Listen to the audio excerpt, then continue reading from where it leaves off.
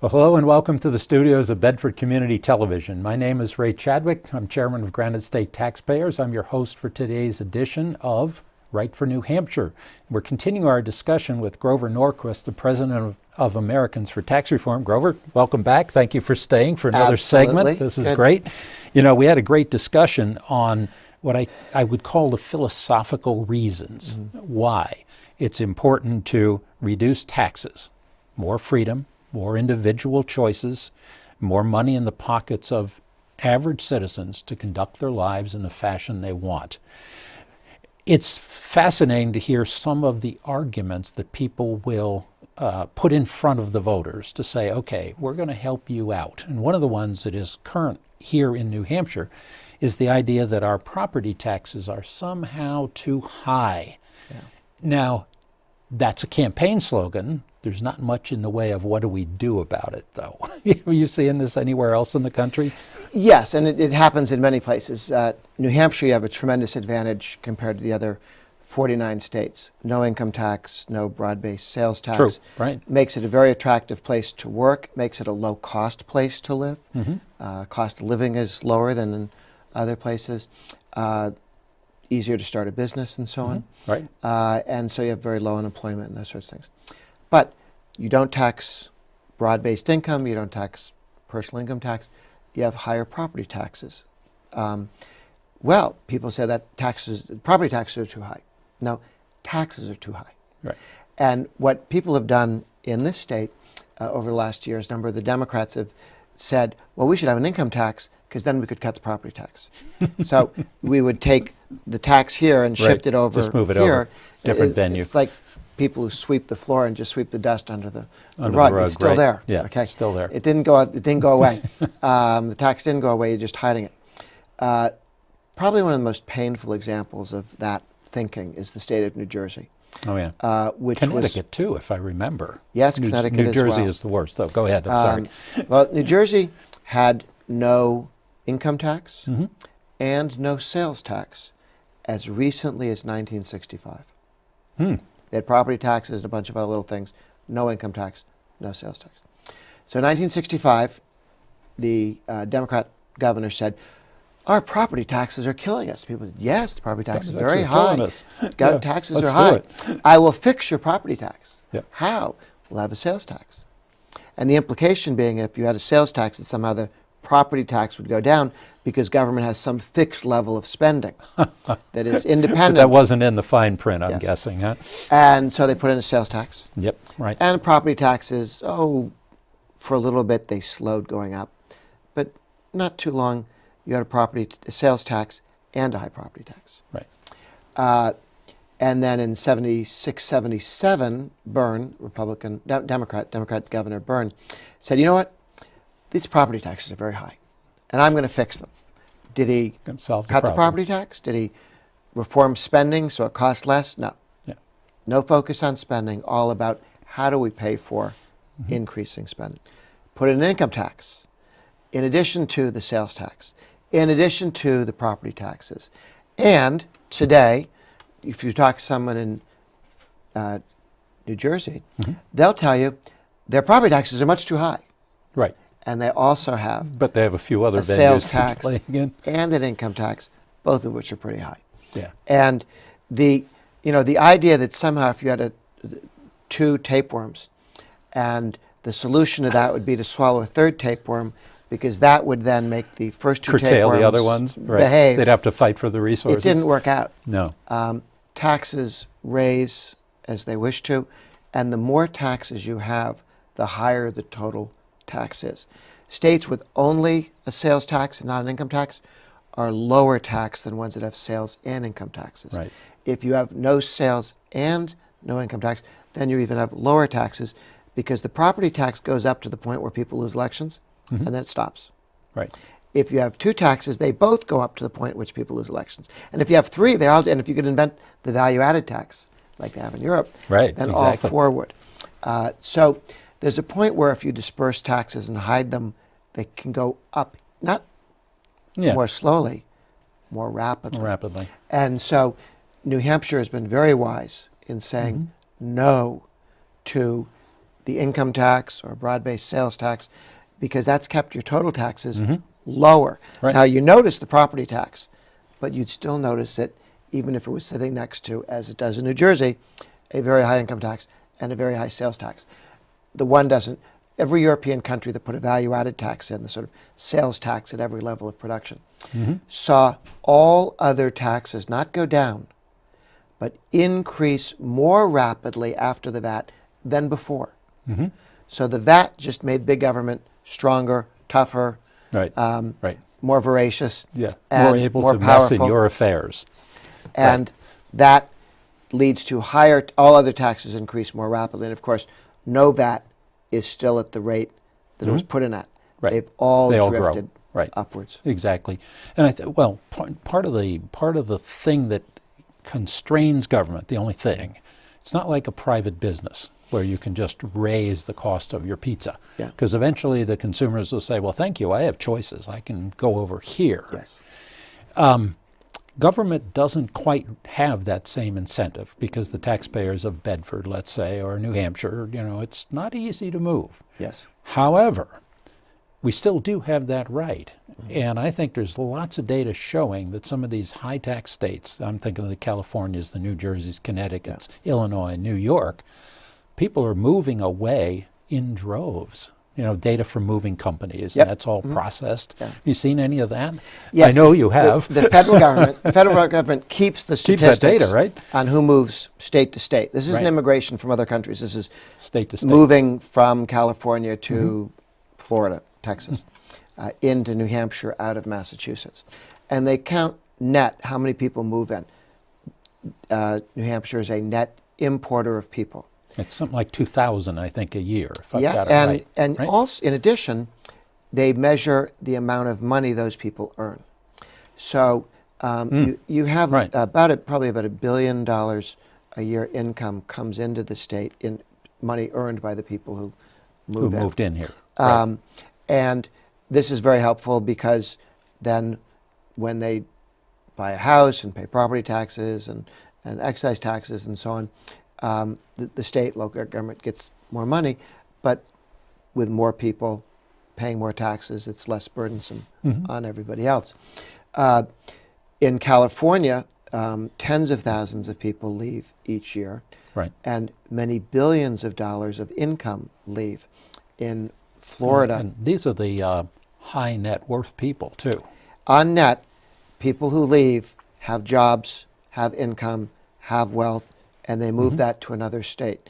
People are flooding into Texas, they're flooding into Florida, they're Right. flooding into Tennessee. States like New Hampshire, no income tax. Right. And other states now are looking at that. North Carolina has cut their income taxes, individual and business taxes, Right. in half over the last 10 years, with the goal of getting to zero, Right. because they realize they compete with Tennessee and they compete with Florida. And other states want to be where you are, zero income tax. Right.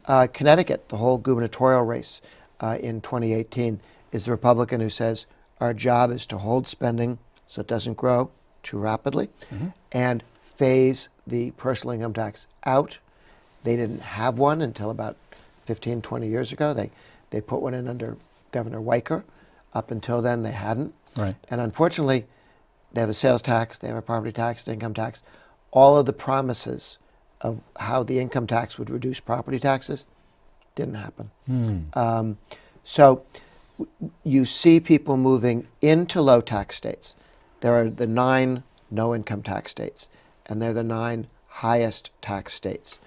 On net, people leave the highest tax states Right. and move to the lowest tax states. So when people say, oh, but people want those services, if that was true, you would see people moving into Vermont. Into them. Right. And by services, I mean government spending, which Right. may or may not give you services. But in theory, the government spending May money, give you an organization that might someday. it's got a name saying Yes, we correct. do good things. Yeah, right. Boom. Yeah, here we are. Calling it education doesn't mean kids get educated. I live in Washington, D.C. They spend more per capita than New Hampshire does, and they don't do a very good job of actually educating Right. kids. So you can spend a lot of money saying you're doing something and it doesn't actually happen. You can spend a lot of money on a metro and it doesn't move people because people don't use it. or all those light rail Yeah, that people right. choose not Or to the, use. or the California high-speed rail network down the Central Valley. Yes, the thing that From will never actually Bakersfield to- finish. It's not going to be built ever to No. the way they thought it was. But it's No. going to cost them tens of billions of dollars. So Right. you can waste a lot of money. Yeah.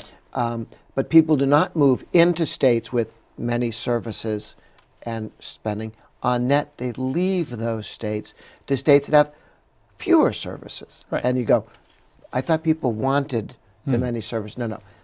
The spenders want all that money spent. Yeah. The voters never demanded that. Well, there was a while ago in basically employee benefit programs, there was the concept of cafeteria plan. Yeah. You know, I don't want the whole thing, I want this or I want that.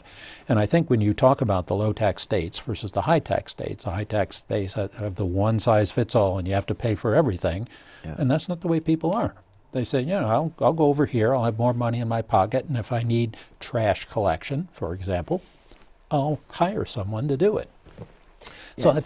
it's freedom and it's choice. Yeah. And that competition helps keep taxes down. Correct. Massachusetts, my home state, has lower taxes because New Hampshire is an option. Yes. It's fairly easy Otherwise, to move. they'd all live up here Yes. and drive down there to work. And so that kind of competition, it keeps states from getting too expensive. A number of states have gone so far overboard, it's hard to see how they ever get back. California, Illinois, New York, the unfunded liabilities of their pension plans, Yeah. those states are technically bankrupt. Right, Because they exactly. can never It's just pay. a question of when they raise their hand and ask us all to bail them out. Yeah. Here's the good news. That will never happen. Okay. There are enough states that have made some effort to rein in abusive gold-plated pensions. Pension plans, right. Utah moved to a defined contribution plan, a 401k for all government workers about 5 years ago. So go forward about 25 years, they'll have zero unfunded liability. Right. Louisiana has moved in that direction. Kansas has moved in that direction. A number of states have moved. Rhode Island, for crying out loud. New Jersey took $30 billion out of their unfunded liabilities by Right. reducing some of the over commitments that they had. Enough states have sweated and done the hard work to reduce their unfunded liabilities that California, which has made no effort to reform, Right. or Illinois, which made no effort, or New York, no one's going to turn around and go, we will bail you out. You are on Yeah, your own thank you. because you created this problem. And You haven't even tried to fix it. no, and they keep making it worse, unfortunately. Yeah. I think there's actually, is it Chile or Peru? I can't remember. One of those two countries basically privatized their whole pension plan. A number of countries have done this. Right. Chile was one of the first. Chile was to the do first, it. right. Our Chile, friends in actually. Chile. Chile. Okay. Is that near Right. Chile? Yeah, it's right down the Close. road, actually. Chile. They gave people the option. They had a sort of social security program before we did. They Yeah. borrowed it from the Germans, Bismarck. And they set that up, and it wasn't doing very well. And they gave people the option, if you'd like, you can opt to put your money into a 401k equivalent. Or you can stay in the old system. 90% of people chose to move into the system where you control your own assets. You put it into an account that you watch, you own, and you see grow. Chileans have more money per capita in their savings than we do, Right. because their Social Security is not pay as you go, it's actual investment that they have. Right. People die with a big amount of money that they then give to their kids. Sure. But they live off of the income from It's your money. those savings. That it's basically retirement savings as opposed to what we have in Social Security, which is a Britain does defined this. benefit. They've personalized about half of their Social Security system to do that. So you can have the government step back and give people more options, and they often can do better. Yeah, no, and once again, we're back to choice and freedom. You know, you make the choice. You decide what to do with it.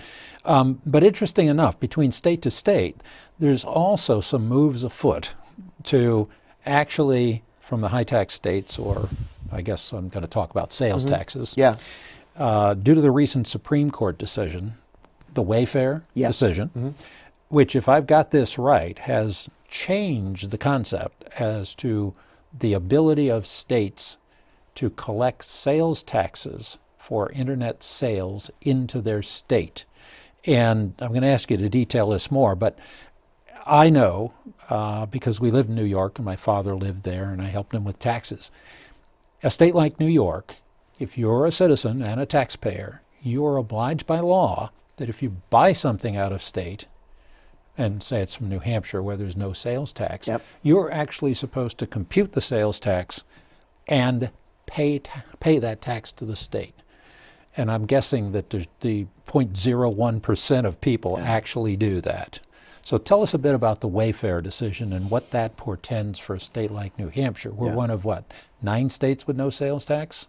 Less than 9. There's 9 states with no income tax, maybe 4 or 5 that have no sales tax. So that means there's 45 other states Yep. that have a sales tax regime that will be salivating over more money. Yeah. Tell us about Wayfair. Wayfair is unfortunately, it's a bad Supreme Court decision. Up until this year, the Supreme Court said, if you have a business in New Hampshire and you sell things to people in other states online or in a catalog, you don't have to collect the New Hampshire businessman sales tax that somebody else owes in Colorado. They're supposed to pay it in Colorado, but you don't have to collect it because Right. you don't live in Colorado. It's not your and job. You're not under Colorado law. And the idea being that the government can only tax things that happen inside their state. They can't export tax collection to businesses in other states. You had That's that founded in physical constitutional nexus. provisions, Yes. right? Yep. If you live in and work in Colorado and you sell things, you will pay the sales tax, tax. right. But if you live somewhere else, you don't. And it stopped the abuse of Colorado taxing people, businesses in New Hampshire or Maine or any other wherever. state. Right. Now, some people said, well, that's not fair because somebody could buy something online and Colorado doesn't want to knock on my door and count my goods. They could, they could track every UPS Oh, thing. where'd this computer come from? Yeah. Right. Got it. But that would make people mad at them. So they'd rather have some So they other vote them out, in other words, right? They want some business that can't vote against them to withhold the money. Yeah. And then the people of Colorado go, hey, my stuff costs extra. Yeah. Because they were paying taxes, but the politicians aren't willing to admit to them, we're the reason you're paying Yeah. higher. Yeah. So now they blame Walmart or Amazon or whoever whoever it sent may you be. the Right. stuff. Right. And the Supreme Court just said, no, you can tax across state lines. And to solve a problem that was about this big, if you Right. think, even if you think it was a problem, they broke the protections that every business has, every individual has, because physical nexus is not just about sales taxes. Physical nexus, Nexus meaning exactly you, what? you live in Colorado. You are here. Yeah. Right. The business or the worker lives in Colorado. Colorado can tax them. Yeah, because they live there. Because you live the there. The 'cause state you has work taxing there, authority. You Okay, benefit got from it. Colorado roads and Colorado schools and Colorado benefit. And most importantly, because you vote there, you And are you- the check Yes. on the taxation. Yes. Got it. Okay. And if you don't get to vote on something, you shouldn't be taxed by that entity. Correct. We had a revolution about that when the Brits. Yeah, I remember that. 240 some years ago, right? Yeah, it's before my time, but Yeah, I'll trust right, you. right. And That was a big deal around here, Was it? actually. Yeah. I've been told. it's all people talk about. Yeah. But when they break down physical nexus, it says no, you can tax across state lines. They didn't limit it to sales tax. That includes the corporate income tax, the individual income tax. Colorado could decide, we think that your business or you have some nexus with us. You used to live here, maybe. They can make up all sorts of excuses on that and then export taxes. What North Dakota wanted to do years ago was have worldwide taxes on Exxon because they had a gas station in North Dakota. They wanted to be able to tax Really? Exxon's worldwide earnings, yes, because they were that nexus, right? Right. Yeah, you're the here. nexus was a gas station. So we got a claim. But they wanted to go after the whole company. Difficult to do. This is where franchise gas stations came from. Okay. Yes, Yeah, that's there right. you go. You can tax the gas station, not me. Now they want to argue that they should be able to tax across state lines. And there is a piece of law, that a bill, that would ban that, called BATSA, Business Activity Tax Reform. But right now, people living in New Hampshire could end up discovering they're being taxed or businesses they're investing in are taxed by other states. And this has really opened a Pandora's box of troubles. We need to fix this. New Hampshire, I know the governor and the state legislature are looking at how they could pass a law here saying you cannot come from another state as a policeman or tax collector and start taxing our businesses. Not happening. Yeah, well, we have constitutional provisions in our state constitution that say no citizen of the state, I'm not sure whatever the words are, shall have to bear any tax that isn't passed and approved through the legislature. And if I'm not mistaken, part of the reason the Constitution, gathering all the states together, was to make the federal government responsible for interstate commerce and to prevent states from erecting tariffs for goods and services, right? The revolution was to stop the Brits from exporting taxes to us when we couldn't vote. The Constitution was set up because states were playing that same game, taxing across state lines. And when somebody would want to ship things from Massachusetts to Georgia, they'd want to tax it along the way or tax it as it came into the state. So these were two bites at the apple to limit taxes. And the point of a constitution is to limit the government's power, to maximize people's liberty. And unfortunately, this Supreme Court decision said governments are not limited to taxing people, things, and activities inside their state. They can imagine reasons to come out of it and tax outside the state.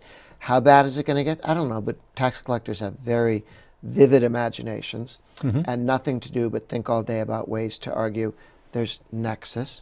And it doesn't have to be physical nexus, it just has to be some connection.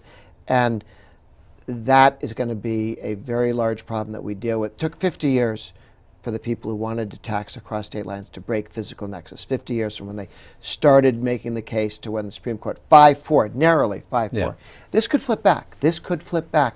And if New Hampshire stands up and says, don't, back off, we may be able to get this reversed. You made a comment about way back when, people trying to tax shipment of something from, let's say, New Jersey to Virginia. How does that happen? They just, every time the wagon goes through another state, they say, okay, I want my percentage of the miles times your profit? Well, we forbid that now. We have one big free trade zone in the United States, all 50 states, and you can sell stuff all around and nobody's supposed to interfere. And unfortunately, this breaking of nexus allows states to start playing games and taxing across state lines. If a state's doing stupid things, taxing its own citizens, the citizens can fix that by throwing out the governor or the state legislature. But if some other state is messing with you, who do I vote against? What do you do now? Yeah, you're stuck. So let me think about this. To take the example of the colonial days, and I've got my cart, my horse, and my oxen or whatever, and I'm hauling something. So today I'm shipping a load of furniture from, say, North Carolina to New England. Does this open the door that the shipping company now, some state along the way, can come back and say, we want a piece of the action? This has unfortunately already happened. This is not something we wonder about. This is just going from bad to worse. In New Jersey, they were stopping and grabbing furniture trucks. And they said, you make furniture in North Carolina, you ship it to Massachusetts and sell it to people there. We say we should get a part of your income because part of the way you make money is you drive across New Jersey, right, on our roads. Well, now, it's innovative. but I pay for that when I pay for gasoline. I bought gas. What's the problem? And they were actually holding trucks hostage until the companies would pay the money. Now that got stopped at some point, but it's a little hard to argue without the physical. If physical nexus isn't required, like you have employees in New Jersey or trucks driving factories, through, too bad. But trucks driving through in the future could be nexus because it doesn't have to be physical nexus anymore. I think it is now an open question about, and certainly New Jersey can test it. To whether or not they can charge you additional money because they think you're doing this. Or if somebody's watching your TV show, so New Jersey eyeballs are what somebody's paying for in another state, New Jersey might want a piece of that. That's what the Europeans have invented. They say all these American companies like Google and Facebook, they make money because of all the eyeballs doing their stuff. Viewers. Viewers, we want to tax Facebook, even though Facebook isn't in Germany. Facebook has... Because people are watching their content, and that derives to income to them because ads are paid for on the basis of that kind of thing. Yes. Well, this sounds like a real Pandora's box of It is, and it's a huge problems. problem, and we're going to be living with it for several years, maybe a decade or more. Yeah, because since it's a Supreme Court decision, it's not... the only way to get back out of it is somebody asserts either the 10th Amendment, our state constitution, and then that has to run up to the Supreme Court and may or may not actually prevail. Congress could pass a law, but for 50 years Congress hasn't passed a law. Right. They didn't really object to the physical standard, which was a good standard. But, I mean, it's not perfect, but it solved a lot of the world's problems. The Supreme Court blew up one rule with no substitute rule in, and now we have Wild West for tax collectors.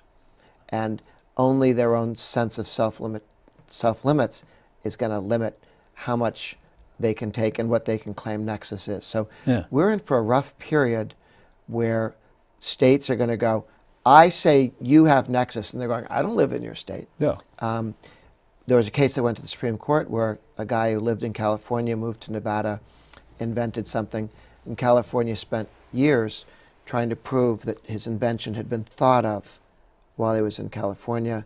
At a conference or something? Yeah, he thought it in California, and so California wanted 13% of his income when years later he'd moved to Nevada.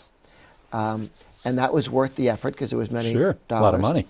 And that's why you see people coming up with innovative excuses for why you have nexus with a state. Maybe you went to a state college in one state, and then you move somewhere else. Doesn't the state really have some claim to your income because you went to their school? This sounds silly. Use the roads, et cetera, et cetera.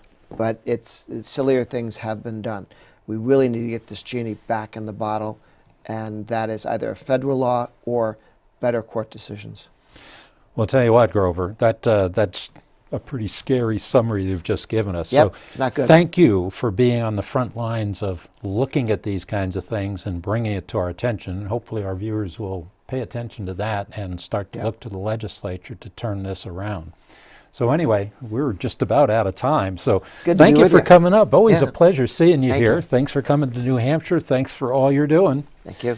Ladies and gentlemen, pay attention to taxes.